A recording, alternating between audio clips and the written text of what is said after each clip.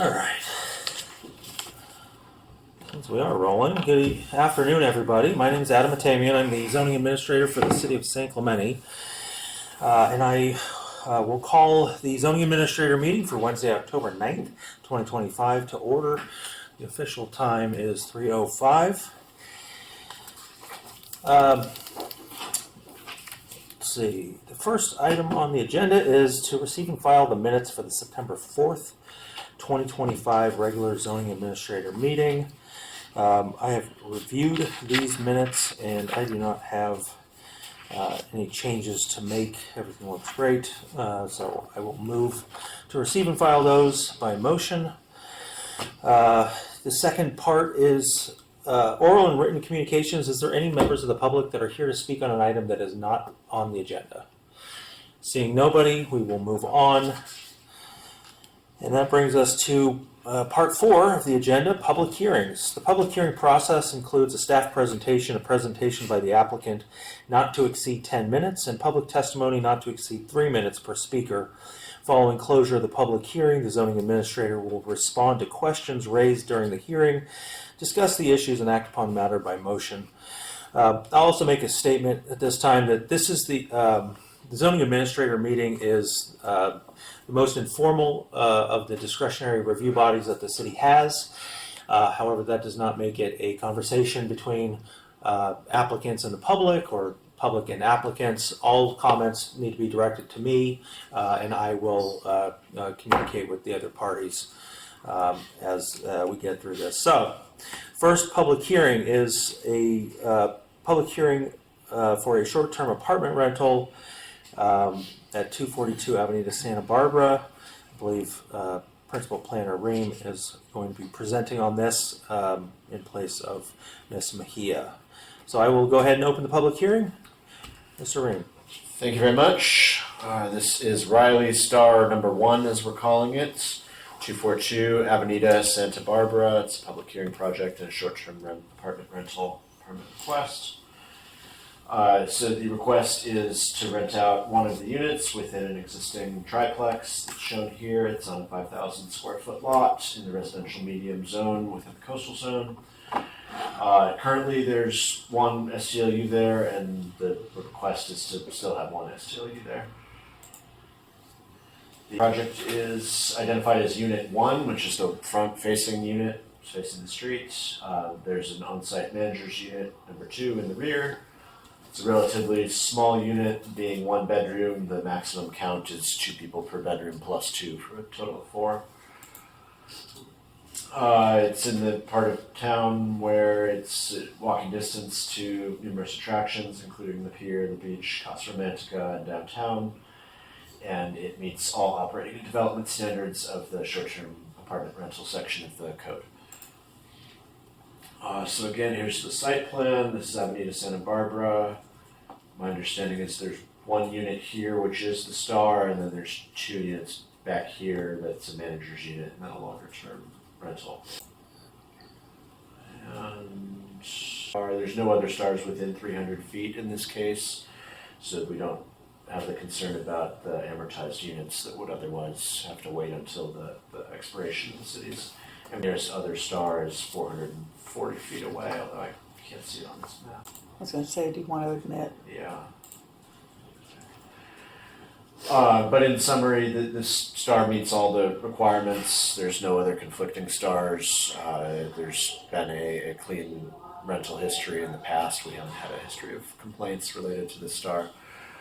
So staff's recommending approval and finding that it's categorically exempt from CEQA under the guidelines class 1 existing facilities, and an adoption of a resolution which would approve the Star in the public hearing project, subject to the standard conditions of approval for Stars, which are in the resolution. Okay, thank you. Would the applicant like to make a statement or No, add any information? And if you could just, for the record, state your name. My full name is Louis James Riley III. I go by Jim Riley. We've had this property for about 11 years now. We have excellent reviews on VRBO. It's my wife's and I livelihood, so, we kind of need this. We've always paid our city taxes on time. There's no police record. since we've had it for the 11 years, we've had over 300 guests there. I think the city makes good money, from the unit. Like I said, we have excellent reviews on VRBO. Most of our guests are 55 and older, and we just have a fun time doing it. All right, thank you very much. Sure. Are there any members of the public that are here to speak on this item? All right, seeing none. I will disclose that I did visit the property from the public right of way. The area is typical Avenida Santa Barbara. It is very tight. In reviewing the matter, I did notice that there was a code compliance action previously, and I do not see that there were any records of any code compliance complaints received since 2021.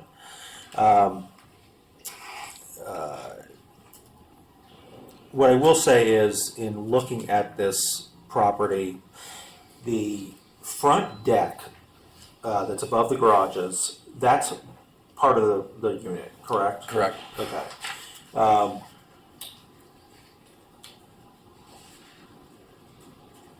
How have operations been since 2021 that have addressed those concerns? And I know that there were a couple things like the 24-hour emergency contact, which I know that's been addressed, but one of the tenants having 16 or more individuals Yeah. on the property. Yeah, How are we ensuring that that doesn't occur again? Well, first of all, we have, since that event, we put the property manager on the premise. We put a camera outside. Inside the building, inside the apartment itself, we make sure that they understand that there's no parties like that. And we did provide the city, with the emergency contact number. And when it did happen, my wife called, once he got a hold of my wife, because he had my wife's cell phone number, she called the lady in charge, and the lady apologized, and, we said, no more, no whatever, you got to clear it up. And one of the renters there, he's been there for at least a few years. He's actually a Marine police officer.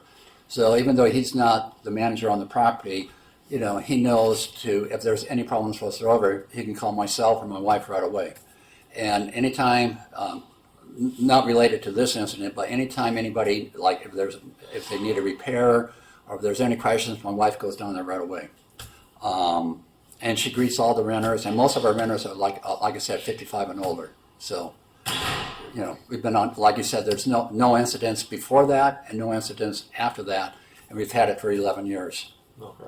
All right. And then one question for staff.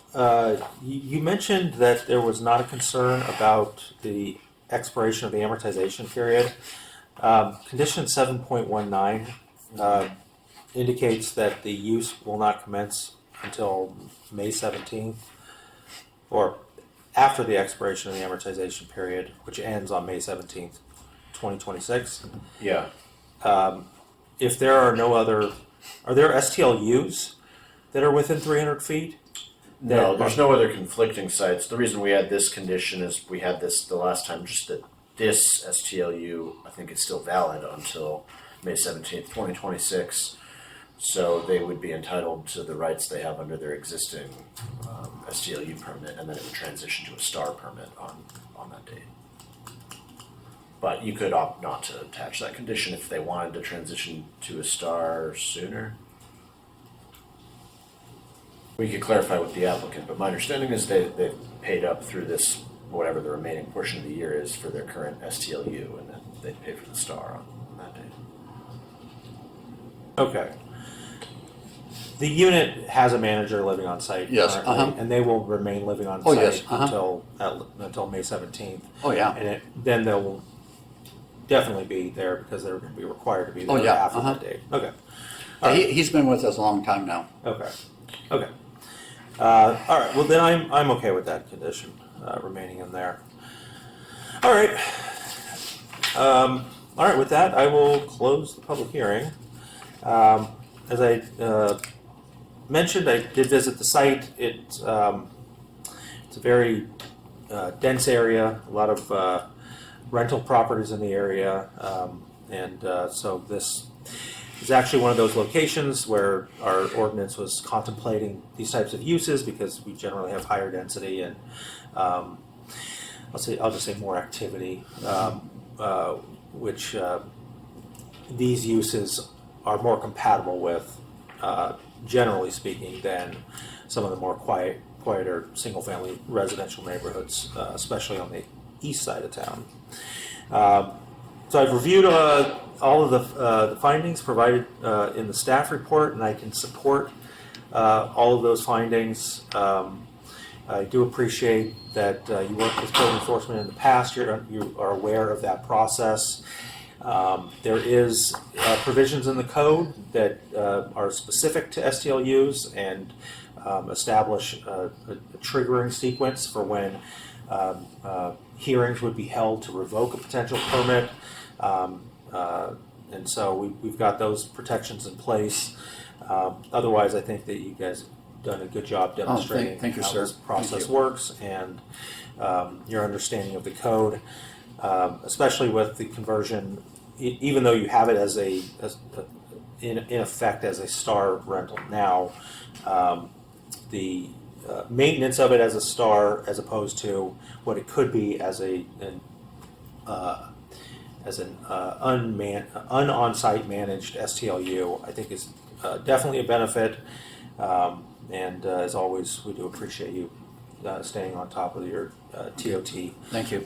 submittals. So with that, I will determine that the project is categorically exempt from the requirements of CEQA and adopt resolution ZA 25-021, approving public hearing project 25-295, short-term apartment rental 25-296, subject to the attached conditions of approval. All right, that brings us to item B. I believe it's the same applicant. Right. And I'll open the public hearing and ask Mr. Ream to provide some background on this one as well.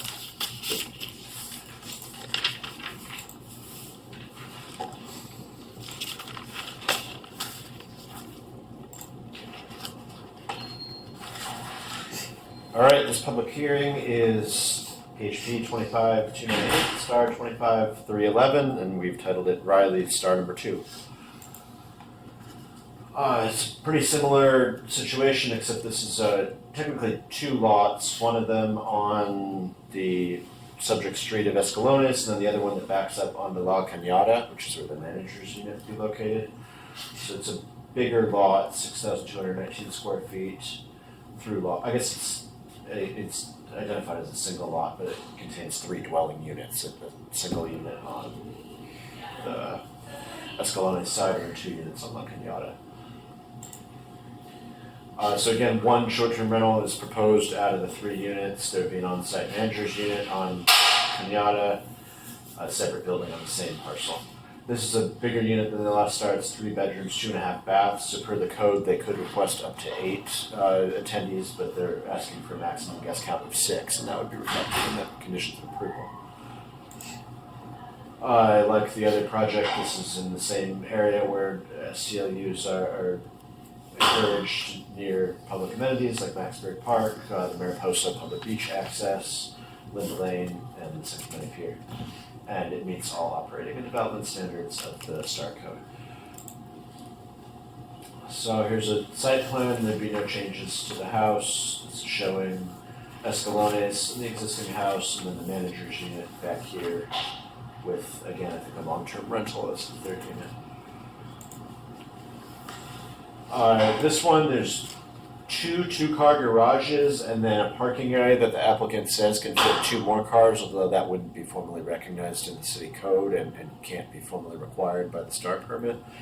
So per the code, the users of the other 2 units are required to have the off-street parking, and potentially the STAR users could park in the parking area, the spillover area, or if there was an amenable property manager, they could offer up some of their parking to users. But the parking area technically is 2 two-car garages and 1 spillover area for the driveway.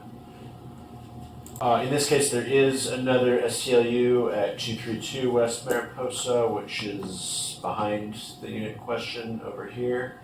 That one hasn't applied for a STAR permit, so they're operating under the amortization period. And as of June 17th, 2026, this site would potentially lose their rights, which would make this one the only one within 300 feet. So the recommendations to deem the project exempt from CEQA, Class 1 existing facilities, to adopt the resolution, and the conditions.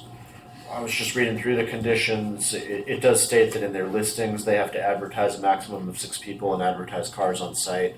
The city can't actually enforce that all vehicles be on site, but if it creates a nuisance situation, the city planner can initiate a discussion with the property owner to manage the parking or to better keep track of their guests. But we think that the parking on site is sufficient in this one. I think this one also has the amortization period condition that may be slightly different than the last condition we read through.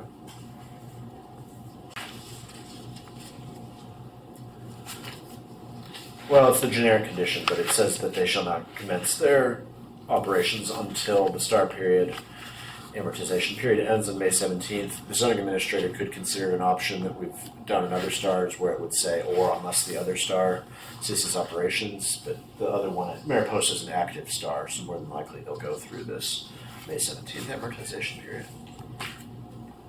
That concludes my comments. Okay. Would you like to make any comments? It's sir? really the same as before, again, Escalones we've had for 13 years, mainly rent to people, past the age of 50. Never had a problem there before. We keep if you go by the property, it's kept nice.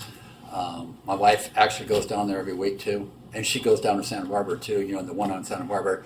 We have a guy that does the yard work, does maintenance. So again, we just like to have it for our livelihood and stuff. So, Okay, thank you. and we have exceptional reviews on VRBO if you look too. Awesome. I appreciate that. And we don't do on the other site. I forget what it's called. but- Airbnb. Yeah, we don't do that because we just do VRBO and the minimum stay is at least 5 days. All right. I do have one question on this.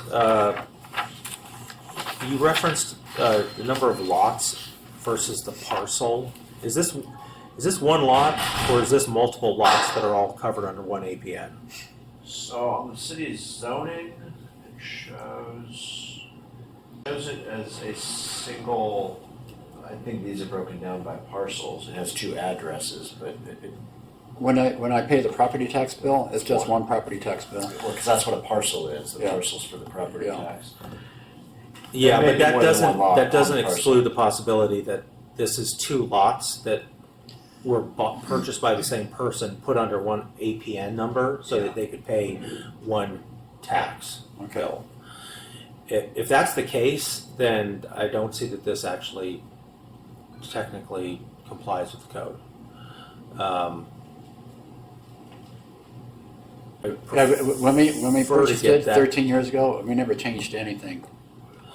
Yeah.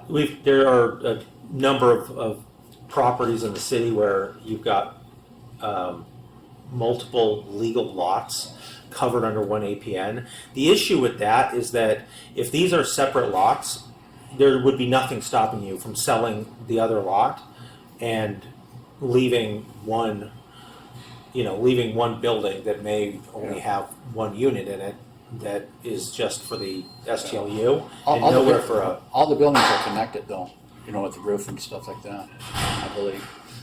And years ago, Yeah. people were allowed to build over property lines. Today, that Yeah. wouldn't be the case, but this is not uncommon, it's not an Right. unknown issue that we've dealt with in the past. Generally, the city's GIS does break it down by lots, but I can't figure out which one is yours. Can you tell which properties it is? It's It's up the one where in the top right talking- corner. The talking. Oh, it's these yeah, two. that's Yeah. Up If there. you can pick that up and move, Yeah. yeah. So the city's GIS, I think, would probably show if there were multiple lots. No, that these well, they're called parcel lines because they show the assessor's parcel. But the tax map would actually show the individual parcels. And the concern would be that you could sell off a property. I can tell you right now, we have no intention of doing that. We have 2 daughters that will inherit the property. Lot area, 0.4 acres. Okay. This is not an insurmountable issue. Okay. So I'll close the public hearing and similar to the previous application, I will disclose that I did drive by the property. This area is a little less dense in terms of how close units are to one another. However, it's actually rather nice how this is situated. There's a bit more room in the front. The units are a little bit higher up, and so it does provide a little bit of breathing room for nearby residents. I can agree with the findings that are included in the staff report. This is an area that makes sense for a star rental, especially one that's well managed, as you've indicated. Thank you. You've been able to operate in the past. What I will say is,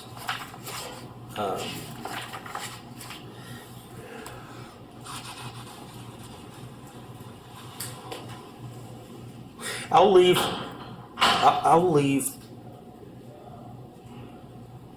condition of approval 7.19 as it's currently written. I think there is an understanding that the the STLU that is within 300 feet will operate until May 17th of 2026, but also even if they stop operating, their extension request was probably to extend the amortization period to May 17th, 2026. And even if they stop operating and cancel their permit, I actually don't think that stops them from selling the property and reestablishing the STLU permit afterwards. So to avoid that confusion, we'll leave that in place. But I will recommend an additional condition to address the property,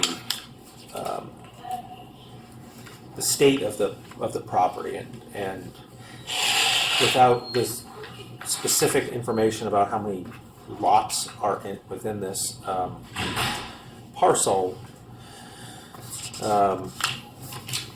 I will add a condition of approval 7.20 to state that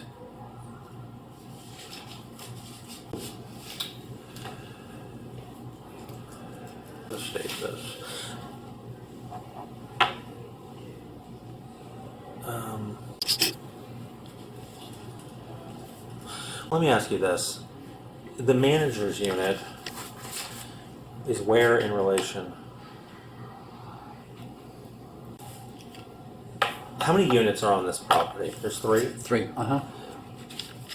On the Escalones side, when I'm looking at the property, you've got the garage and then the unit above. Is that 2 units above, or is that 1 unit above? 1 unit above. All right, so the 2 other units are in the larger portion of the building on the Kenyatta side. Yes. Okay. And like I said, all the buildings, there's a walkway and all the buildings are connected. I mean, they're pretty close together, the entrances are close together. Okay. And they also, it's one common patio area, with the barbecue. And so they all share that, the common area. Okay. All right, so 222 Escalones is 1 unit. Yeah. Okay. That's the. So then, a new condition, 7.20, operations of the STLU at at 222 West Escalones.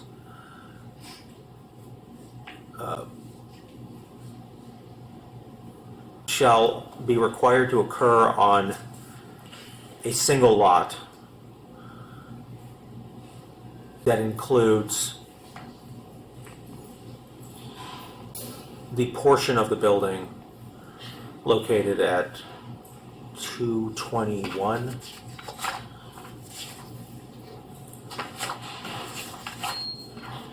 West Kenyatta.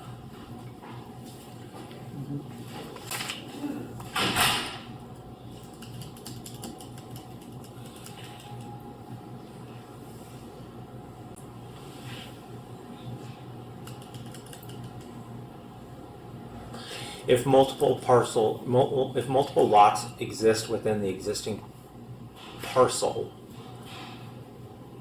those lots shall be required to be merged in order to facilitate this permit. And no future subdivision shall be permitted that, strike that last bit, any future subdivision of the property that separates 222 West Escalones from 221 West Kenyatta shall deem this permit null and void.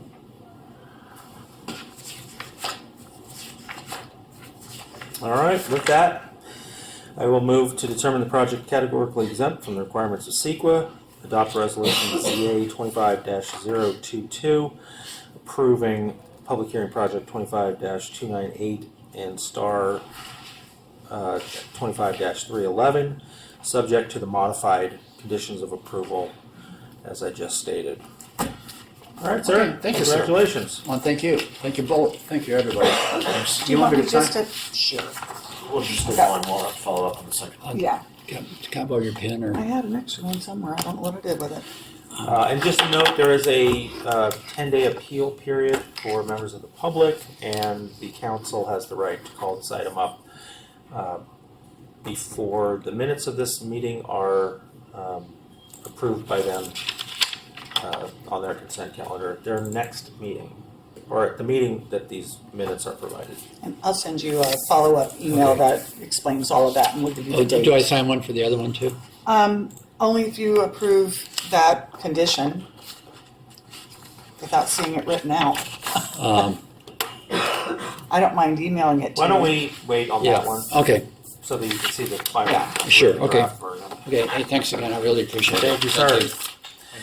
All right, that brings us to the third public hearing for the Porter Edition. And just the applicants. Mr. Bob, how are you? Doing well. Save that seat for you. All right, and Ms. Gatney is our staff planner. I will open the public hearing. Floor is yours. Good afternoon. Jessica Gatney, Assistant Planner with the Planning Division. Architect Rob Williams of Studio 6 Architects is here, as well as owners Ron and Darlene Porter. This is for public hearing project 25-341, development permit 25-367. The home is located at 260 West Marquita, Unit A, and is zone residential medium and coastal zone overlay. The home is part of a triplex and is within 300 feet of a historical resource, which triggers the public hearing requirement. The subject proposal would add 91 square feet to the existing unit to convert an existing storage space to an office. A historic resource located at 267 West Marquita is within 300 feet of the property. And while this is a notable historic resource that can be seen from the subject property, the proposed addition does not impact the public views of the historic resource. I'm sorry, can you go back one slide?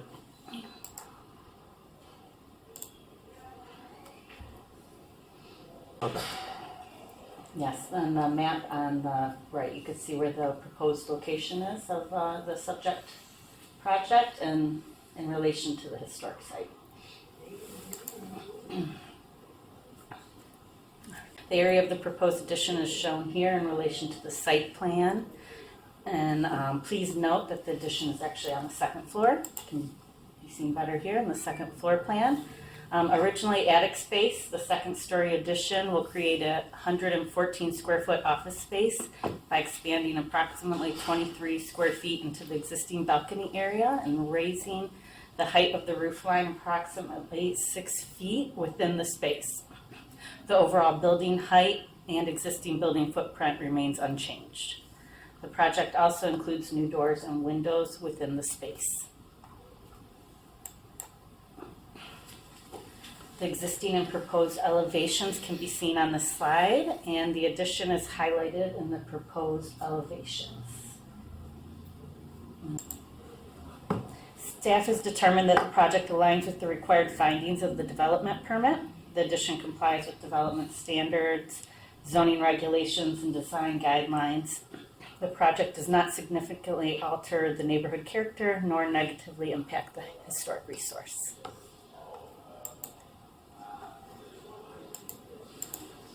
And that's it, thank you. All right, thank you. Mr. Williams, would the applicant like to make any statements or Well, yeah, add additional information? sure thing. Again, my name's Rob Williams with Studio 6 Architects, and as usual, Jessica's done a great job. There's really nothing for us to add unless you have any questions. That's all I have. Thank you. All right, on the municipal code, I know we revised the code within the last couple of years. Yeah. Why is this here? Yeah, I was just trying to read through the report to figure that out. If it was Is a it single because family you can home, it wouldn't be here. It's if you're because it's a triplex. Multifamily. 3 or more units within 300 feet of a historic resource has to go to the zoning administrator hearing. Unless Okay, you so- can't see it from the street, which that's a good question. So I if think you you're can see a corner of it. standing Yeah, in front of the, we did story polls. if you're standing in the public right of way around the historic house, you can see this addition, and that's the issue. Yes. All right.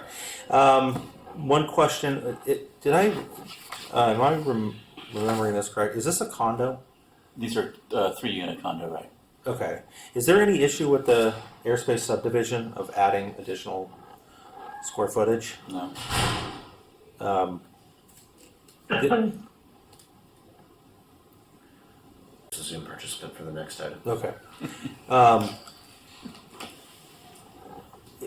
It sounds to me like there's an existing, it's 91 square feet of existing attic space. Yeah, it's a low roof attic space that exists today. Okay, so that's technically already kind of covered in the airspace. Exactly. Okay. All right. Well, I think this is it's actually a rather unique building already on its own. And looking at the site, I know this will not have any impact on the historic property. When I did visit the site, it's not even, I don't even believe it's going to have an impact on its nearest adjacent neighbors. Everybody else across the street's a little bit lower, and so this is easy to make the findings that there will not be a detriment to the public health. The project absolutely is in character and compatible with the the properties in the neighborhood, and as staff explained, it does comply with our general plan and zoning ordinance. You've answered my questions. I'll go ahead and close the public hearing and determine the project is categorically exempt from the requirements of CEQA and adopt resolution ZA 25-023 approving development permit 25-367 subject to the attached conditions of approval. Thank you for working with staff and congratulations. As always, Adam. Rob, Appreciate it. Hey. Yeah, you too. Very neat something. Great, guys. Oh.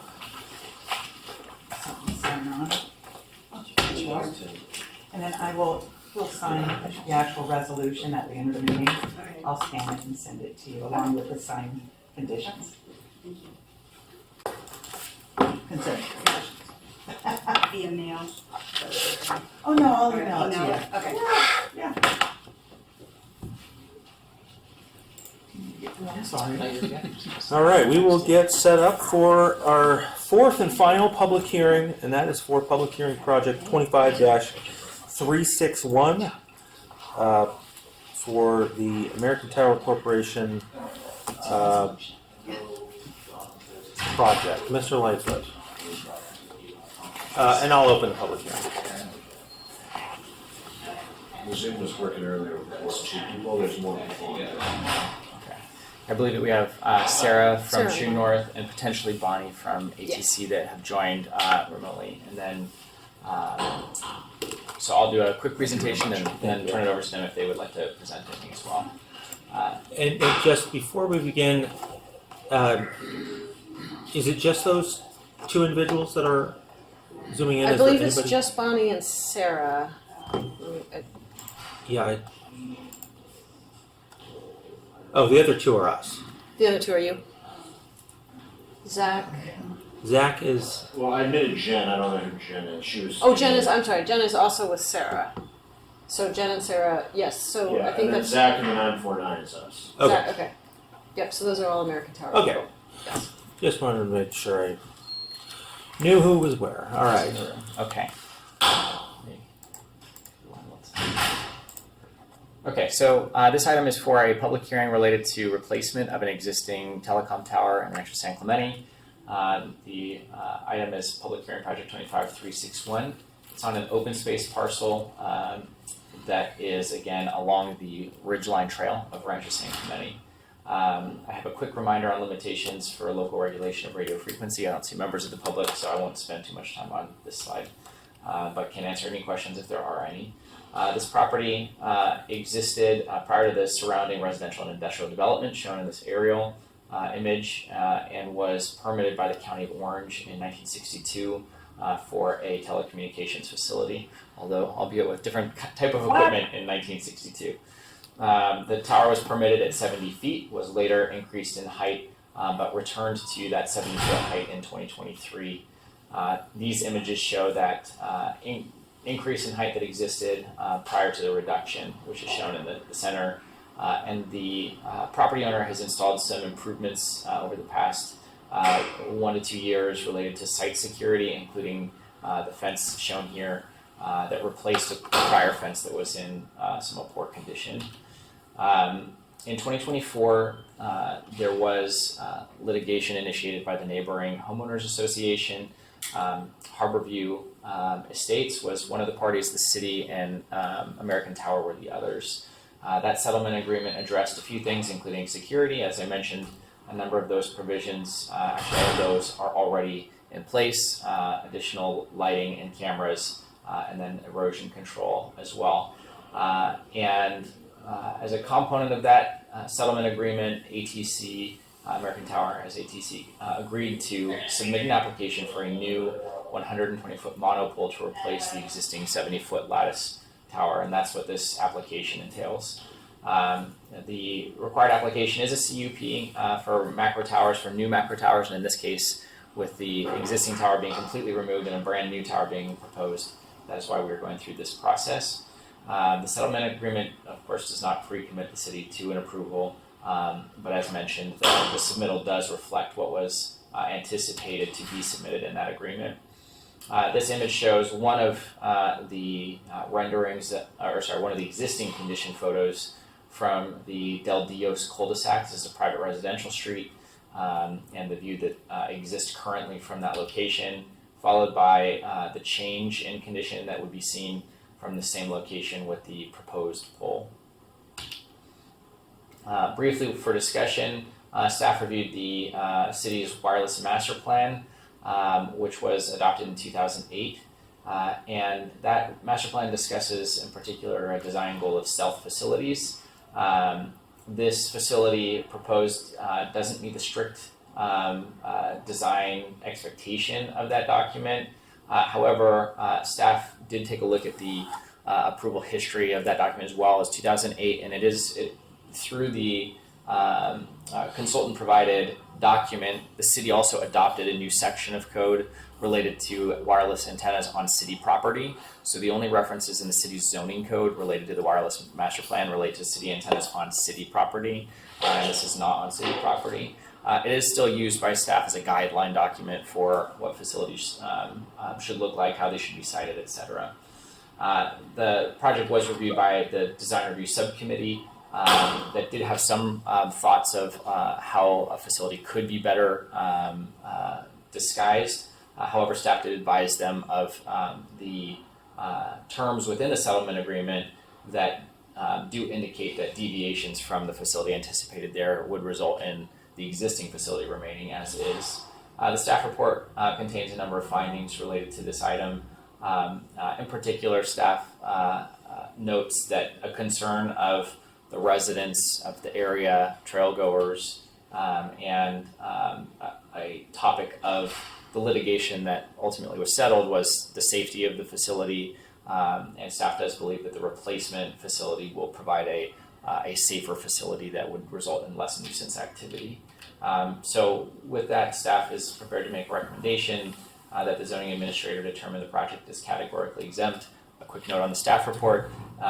The screen here references 3 exemptions. Those are referenced in the CEQA section, but not specifically in the recommendations. So the on screen here is reflective of the CEQA analysis, both in the resolution and the staff report.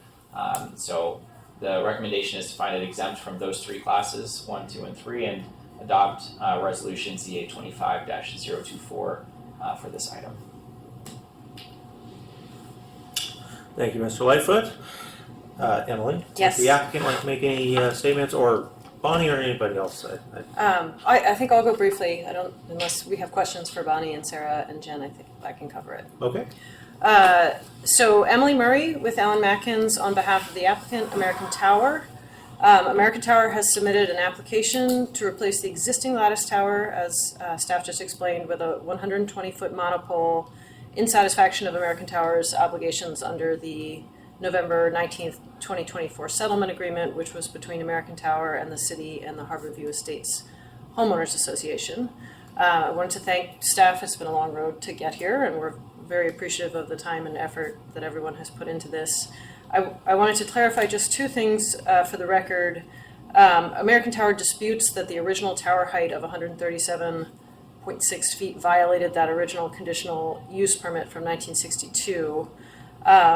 After American Tower had entered into the voluntary compliance agreement with the city and taken the tower height down to 70 feet, the city produced a version of the 1962 CUP that had the original plot plans, and that the 62 CUP has verbiage that says that in case of a conflict between the language of the application and the plot plan shall prevail, and that 62 plot plan actually detailed the 137.6 foot steel tower. So that remains a point of dispute. But nevertheless, American Tower entered into the settlement agreement and intends to honor its obligations under that agreement. American Tower also, just for the record, disputes the public testimony cited in the resolution regarding eligibility for streamlining, provision of incorrect or false information, and compliance with the conditions of approval and public nuisance. We provided evidence both in writing and at the multiple public hearings before the City Council that refuted these false and inflammatory statements made by community members at those public hearings. Ultimately, American Tower, the city, and the HOA all agreed to settle the HOA litigation without any admission of liability on any party's part. And American Tower agreed in Section 5 of the settlement agreement to remove and replace the existing lattice tower with a new monopole facility up to 120 feet tall, agreed to submit an application to the city. American Tower has done so. The city agreed on its part to reasonably cooperate and process American Tower's application with deliberate speed, and the city has done so. The HOA agreed not to oppose and to publicly support the application. The parties in that agreement, as I'm sure you're aware, agreed and documented that the city could not waive its discretionary decision-making authority. The city didn't guarantee any approval or denial or other outcome of this application. In light of that, the settlement agreement was made contingent on on the fact that American Tower did not have to proceed with the tower replacement if any new conditions were imposed on the replacement monopole. And if that contingency is triggered, essentially the 70-foot existing tower just remains in place.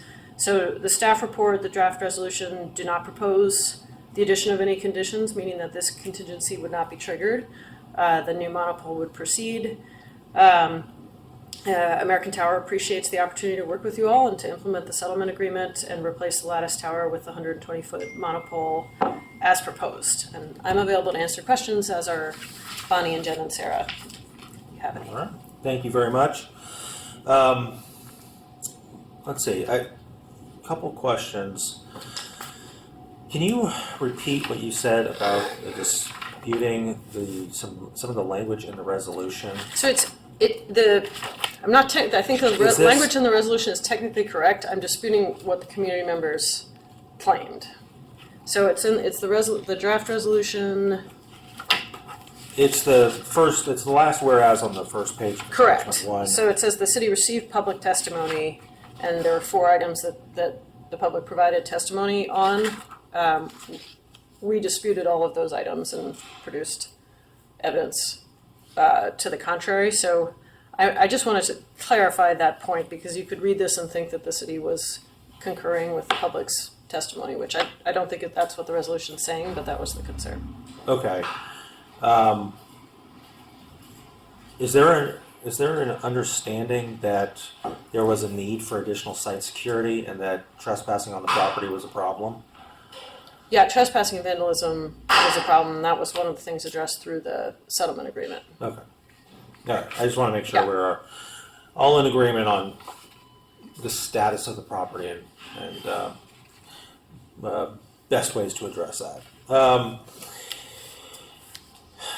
As far as new conditions, I just wanted to clarify the settlement agreement talks about the imposition of new conditions that are not satisfactory to American Tower, Correct. not specifically that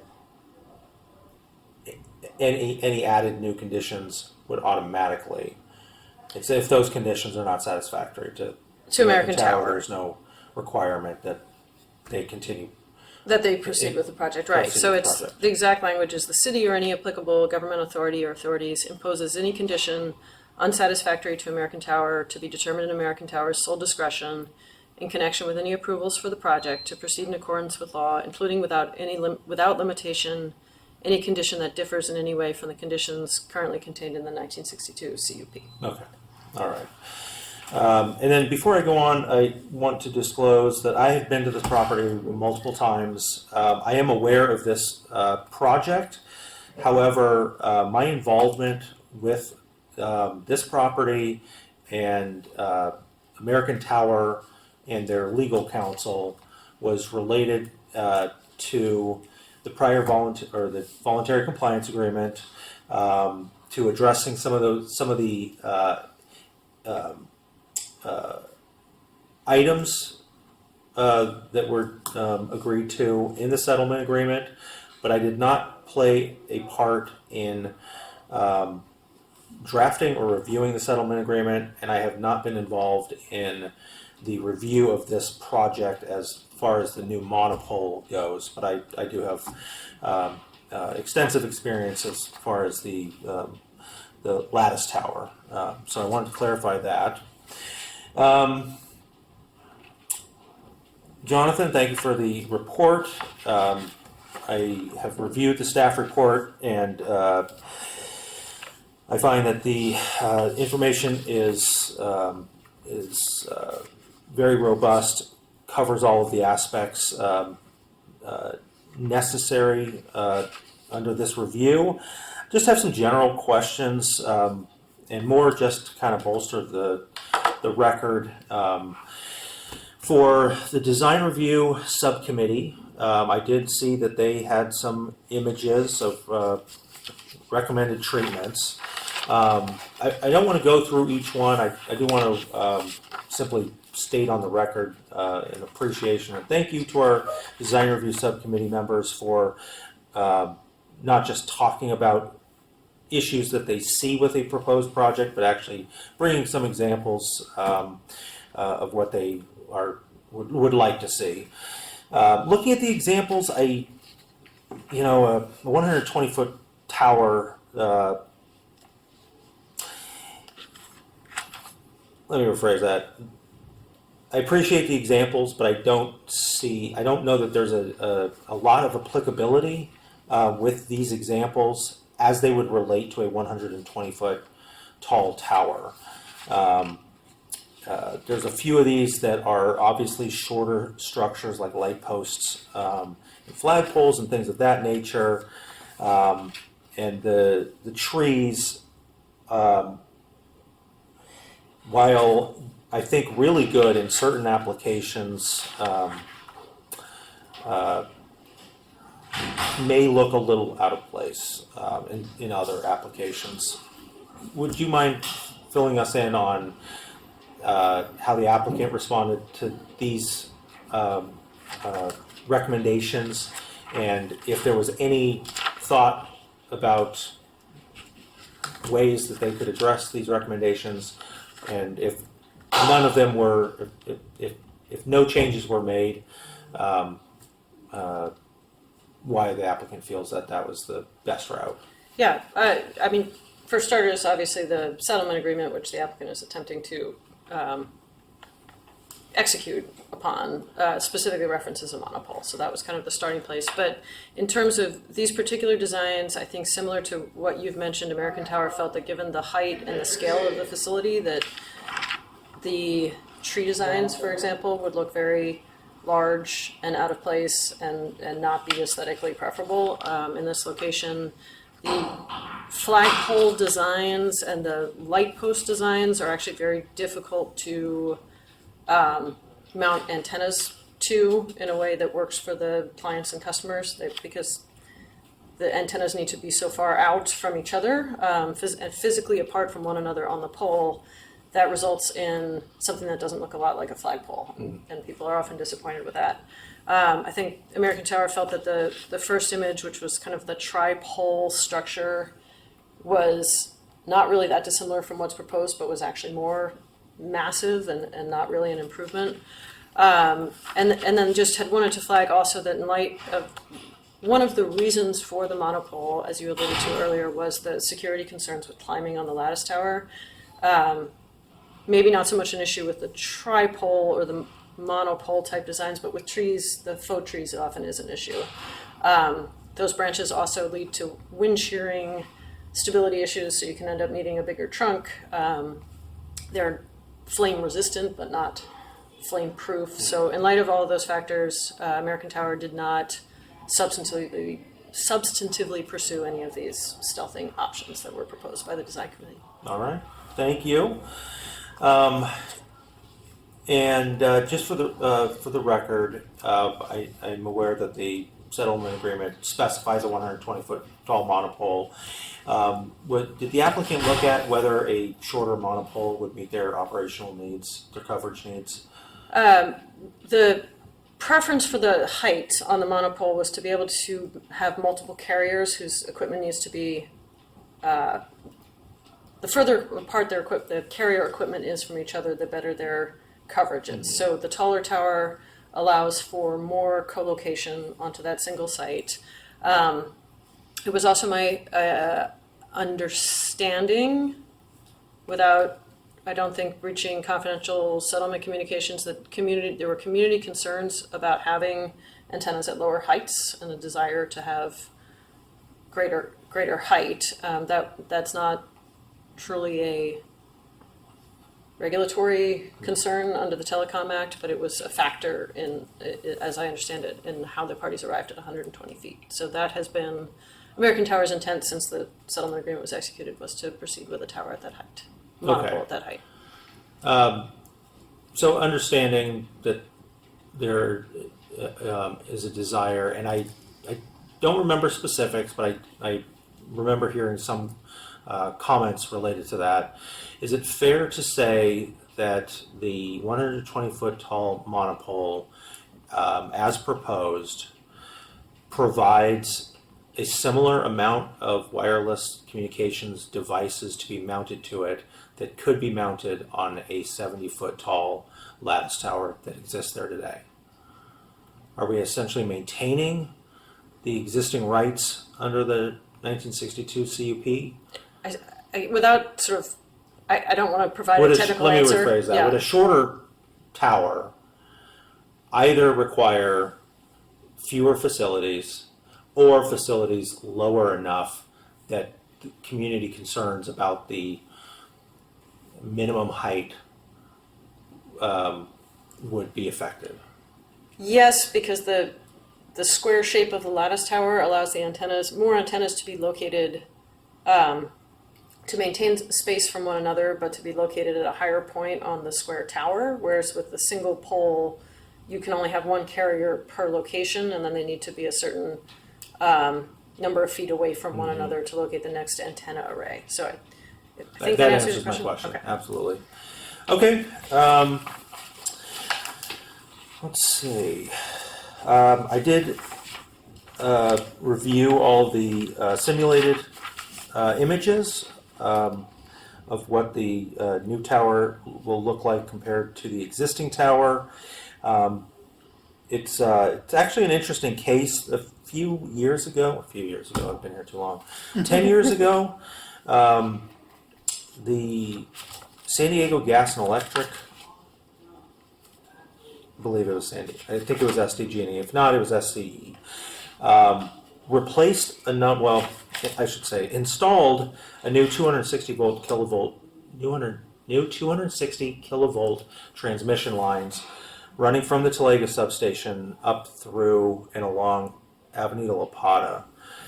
And while they didn't remove all of the old lattice towers, they did remove and replace a number of the lattice towers with essentially monopoles.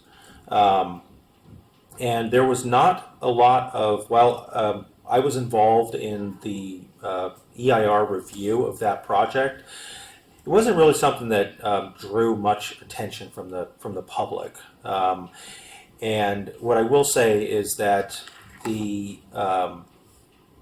through that project, we have a similar, a similar event has already occurred here, where wider lattice towers were replaced with thinner but solid monopoles.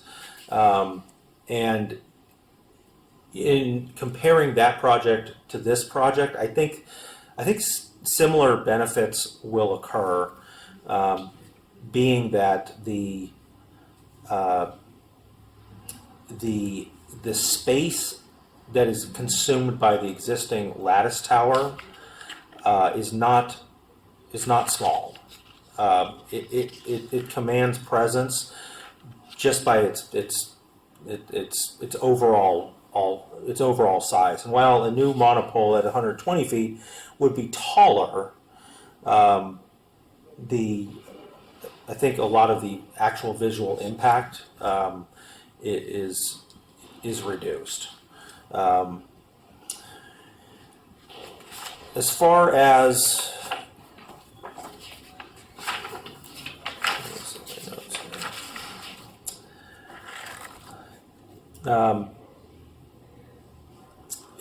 as the existing conditions of the permit are concerned, those are all in compliance currently. I know that the one about treating the surface of the access road is somewhat odd in terms of how it was described. I believe that we've all determined that all the parties of the settlement agreement have determined that that one is in compliance. There's a new fence, and the third one that relates to. You remember the third There condition? was one related to erosion control and maintaining the gravel. The gravel on the thing within the fenced-in area. All of those we're in compliance with currently, and those would be maintained as far as the project carrying out in its perpetuity.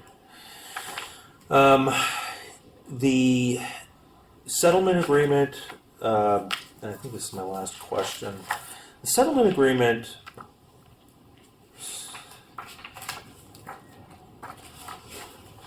Let me get to the right page here.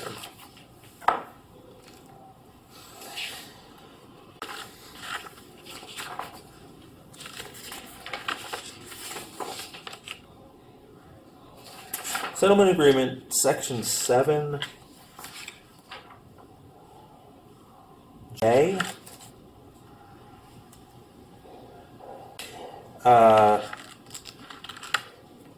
Indicates that the city agrees that item 1, the 1962 CUP is vested.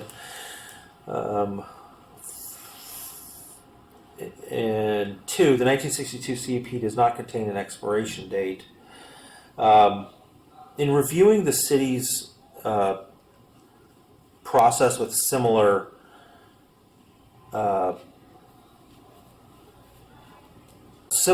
wireless facilities, there's often a condition of approval that is included that talks about what occurs to those facilities after the facilities become obsolete. I know that this settlement agreement, as it in its current form, it would be a severe reduction of, I'll say, property rights under that CUP to include a condition. But just for my edification, is there a process that American Tower has as far as their long-term outlook for when these types of facilities might become obsolete? Well, so I guess I would start with the new monopole. That it would be a significant investment, brand new technology. So I'm not really looking at a recycling or development horizon for that tower. I can't tell you off the top of my head what the life cycle is for a monopole. I mean, they're certainly expected to be in place for a long time, and the demand for space on these facilities has not gone down and doesn't appear to be going down with the current demand. So I'm not aware that American Tower has any specific, certainly with this site, no intent to decommission it, no date in mind to cease to use it. I think as long as these are sites that are of value to American Tower's wireless clients, they will continue to try and maintain them and keep them in service and not proliferate unnecessarily. And then in terms of, American Tower is a big international company. They're certainly very interested in keeping these facilities safe and up to date and maintaining them in a way that, both benefits their communities and their customers. So that would be the intent as far as, I'm not sure if that totally answers your question, but the idea is to replace this facility and keep it in service. Okay. All right.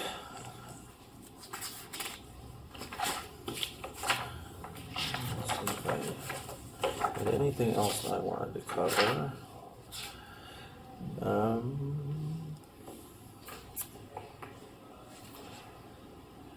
Okay, I don't think I have any other questions, so I'll go ahead and close the public hearing.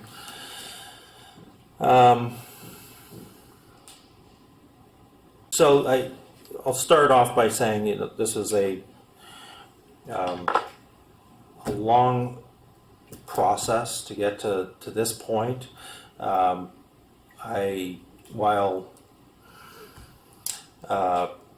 litigation and settlement agreements are never easy, I think that it's fair to say that all parties involved have at least maintained decorum and respect for one another and work towards finding a mutually agreeable solution while respecting private property rights. So I just on the record do want to thank everybody for working through a very difficult process amicably. As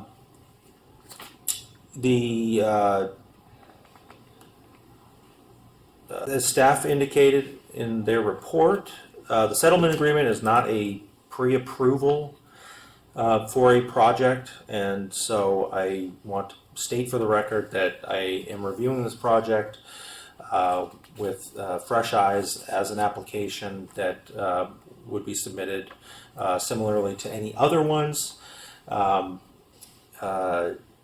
While this type of application would not normally come to the zoning administrator, the city council did direct that it should come to the zoning administrator rather than the planning commission, which I respect that decision, and it makes a lot of sense because there is a lot of history here, and I'll say complex and technical information that really requires the input or review of somebody at least a little bit more familiar with the existing condition, the provenance of this issue, and all of those things. As far as the application itself, I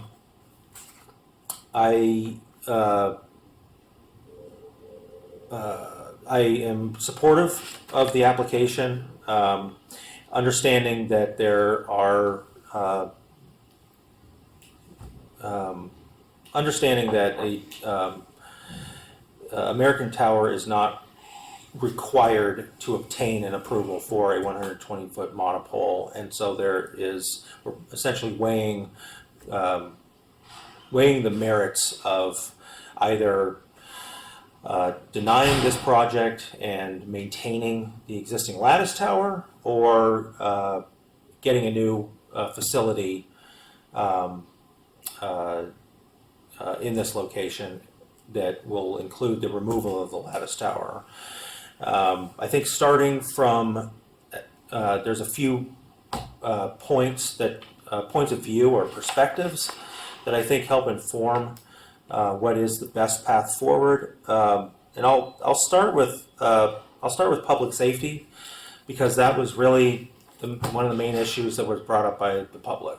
So the lattice tower is a very climbable structure. We have evidence of trespassing. We have evidence of activities that,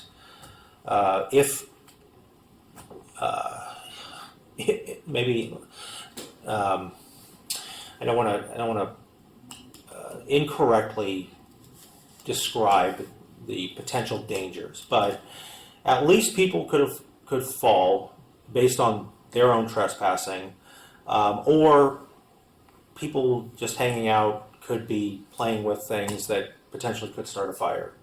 And so I think priority number one is the safety of the public. And in order to make a lattice tower more safe, what I think would require the construction of either much taller fences or other types of devices that would make it more visually obnoxious and intrusive than a monopole. The second part is the benefit of a new facility that is legally established with the height, and I understand that there's a dispute on the allowable height, but the lattice tower as it sits now is 70 feet. A taller monopole, especially in this area of town where wireless service is not the best, is a benefit not only to people who need to call 911, but it's a benefit to our public safety personnel. Though a lot of those folks use the 800 megahertz system provided by the Orange County Sheriff's Department or overseen by them, there are a lot of times where staff does not have access to that equipment and relies on cell service, and so there is a benefit not only to the city employees but the population in general that these services are provided here. While I know that there are people that would rather see no cell towers, it's impossible to have cell service without the provision of those facilities, and so we're always going to walk a tight line.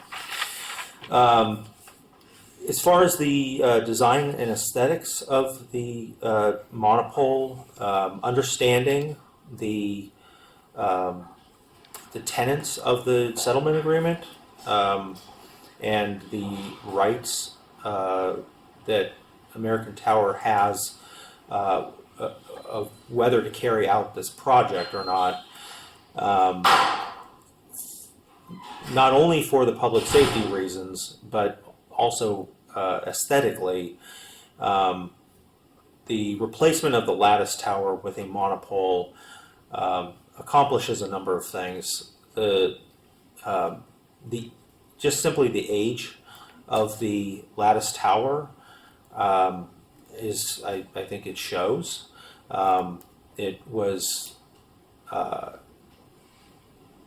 it has lived a few lives, so to speak, and I think that's reflected in what it looks like today. The ability to replace older infrastructure with new is, this opportunity doesn't come around very often. The original CUP was approved decades before I was even born. So this may be, the only chance that we have in this lifetime to try to improve this area. I think it will be a benefit for the people that use the trails. The trail runs very close to this property, and I don't think a lot of trail walkers are staring straight up into the sky. I think they're looking out and around in front of them and to the side of them, and what they see right now is a very wide lattice tower base. And I think by removing that and installing a monopole, they're going to see it'll be a much smaller impact to the actual trail users within the open space.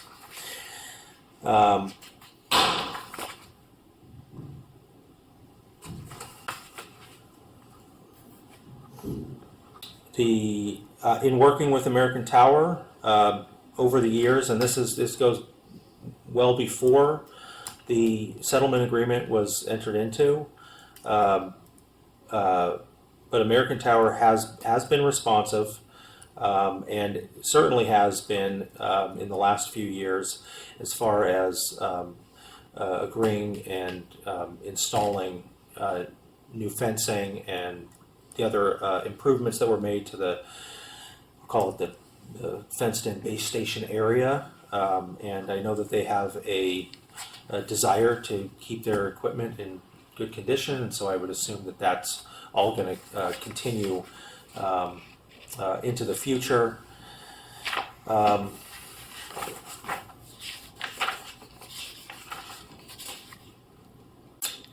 see, I will note that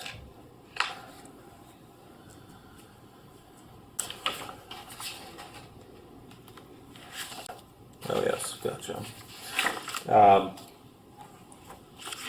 The CEQA findings, as Mr. Lightfoot had stated, all of those are reflected in the resolution themselves. So with that, I don't have any other questions. I think I've gone through some of the background and rationale for why this project can be supported.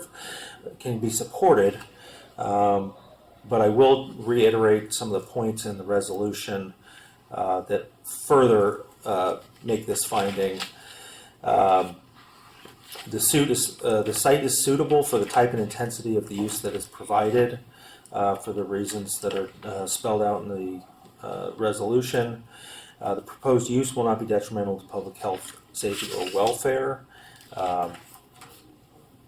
And that is for the reasons that are listed, as well as some of the reasons that I listed in my rationale as well. And the proposed use will not negatively impact surrounding land uses.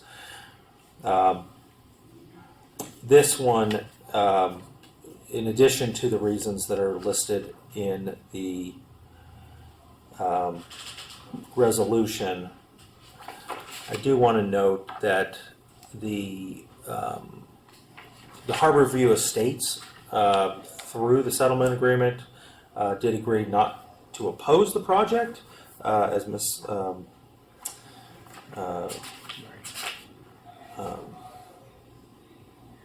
Murray. Emily Murray, thank you. Ms. Murray had stated, but I do want to put on the record that they actually are supportive of it.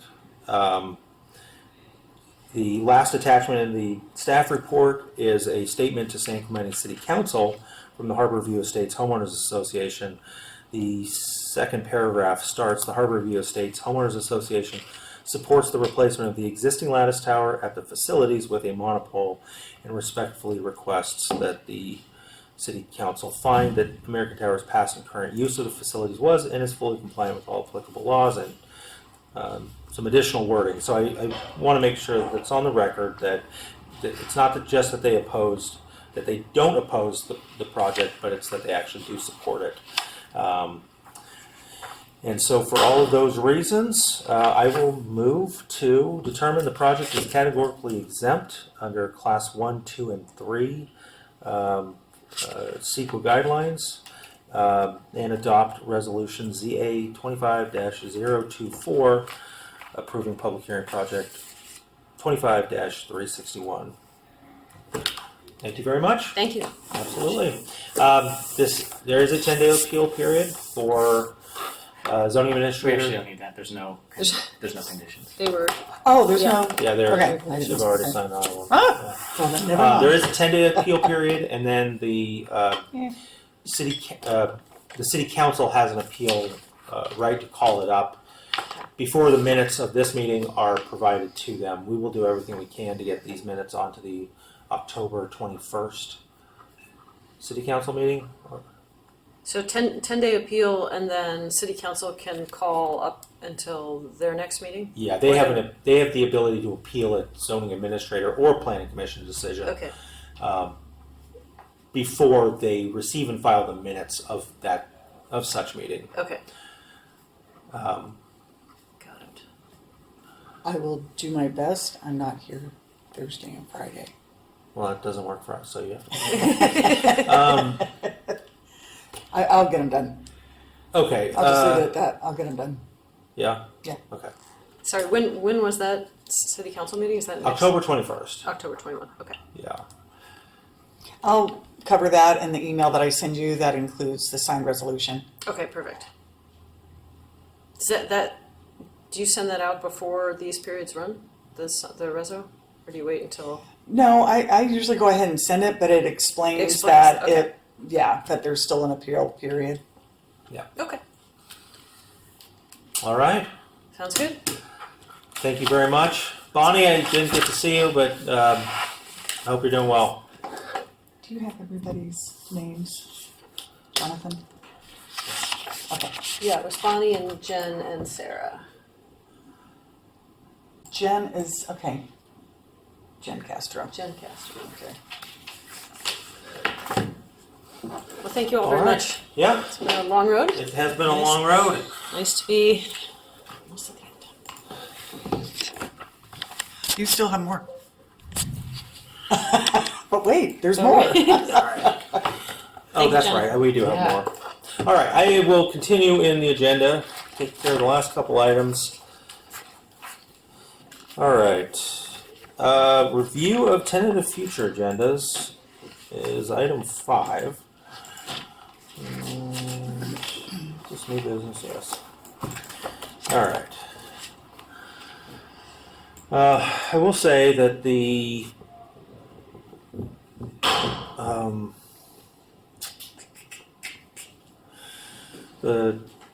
recent STLUs have been going very well. So at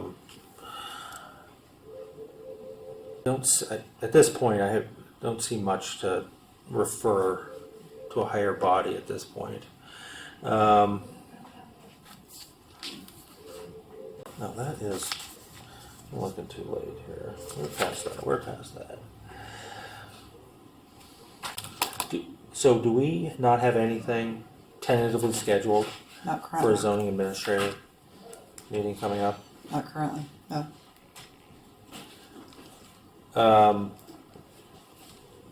Okay, so for the wishful thinking, October 23rd zoning administrator meeting.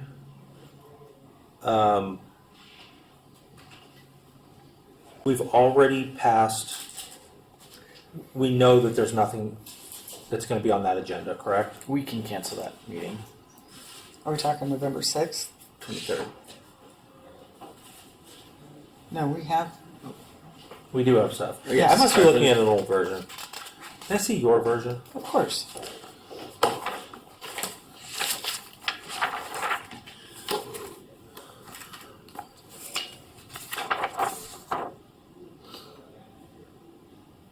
Oh, that's right, the Bona Forchetta.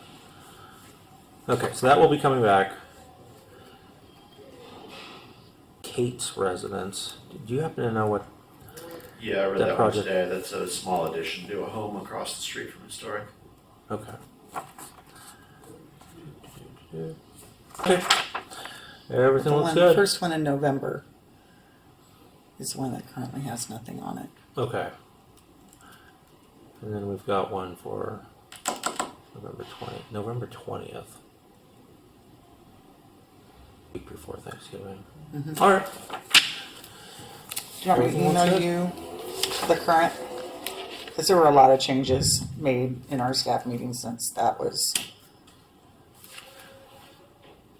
No, just at the next one. You just put a Okay. new Okay. one in there. All right. Closing this out. We have no old business, so I will adjourn this meeting to the next regular meeting of the zoning administrator to be held at. Sorry, we do have something. yes, Okay. on the To be 20th. held at 3 p.m. on Thursday, October 23rd, 2025, at the Community Development Department, first floor community room located in Goodbye. Negocio, San Clemente, California. And goodbye to you.